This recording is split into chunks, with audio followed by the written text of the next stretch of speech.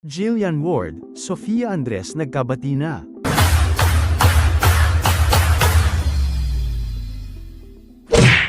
Dahil sa isang larawan kung saan magkasama at magkatabi si Jillian Ward at Sofia Pablo, agad na nagtanong ang mga netizens, bati na ba sila? Ang mga tanong na ito ay nagmula sa mga nakatutok sa kanila, dahil ilang buwan na ang nakalipas nang magkaroon sila ng issue habang nagtatrabaho sa afternoon prime show ng GMA7 na Prima Donnas. Sa katunayan, matapos ang nasabing serye, napabalitang hindi na nagkaroon ng pagkakaibigan ang dalawa. Hindi na rin sila nakita na magkasama sa mga event o sa mga larawan. Kaya't ang mga tagahanga nila ay nagulat at nagtaka nang makita silang magkasama sa isang event kamakailan lang. Ang pagkakataong ito ay nangyari sa taping ng All Out Sundays, kung saan pareho nilang ipinromote ang kani-kanilang bagong mga serye. Si Sofia Pablo ay nagsagawa ng promotional activities para sa kanyang bagong seryeng, Prinsesa ng City Jail, habang si Jillian Ward naman ay nag-promote ng My Ilongga Girl, na parehong magsisimula sa January 13. Kasama rin nila sa event sina Miguel Tan Felix at Ruru Madrid na nag-promote ng kanilang mga bagong proyekto. Dahil dito, naging isang malaking katanungan sa mga tagahanga nila kung ano ang estado ng kanilang relasyon ngayon. Sa kabila ng pagiging magkatabi nila sa larawan, mapapansin na may gap o distansya sa pagitan ng dalawa. Iba ito kumpara sa eksena nina Sofia at Miguel, na magkadikit at nag-akbay pa si Miguel kay Sofia sa nasabing event.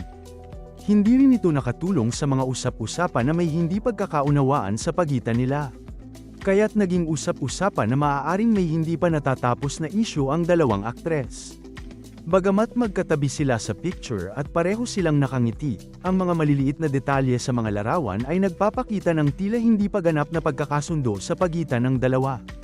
Hindi tulad ng iba nilang kasama sa event na halatang magaan at komportable ang relasyon sa isa't isa, si Sofia at Jillian ay hindi ipinakita ang parehong uri ng closeness o intimacy sa mga larawan. Kaya't ang mga tagahanga ay mas naging interesado at nagtangkang magbigay ng iba't ibang interpretasyon sa mga kilos at distansya ng dalawa. Sa kabila ng mga tanong at usap-usapan na bumabalot sa kanilang relasyon, malinaw na si Sofia at Jillian ay patuloy na nagsusumikap sa kani-kanilang karera. Pareho nilang ipinakita ang dedikasyon sa pagpapromote ng kanilang mga bagong proyekto, at mukhang mas nakatuon sila sa kanilang mga serye kaysa sa mga personal na issue.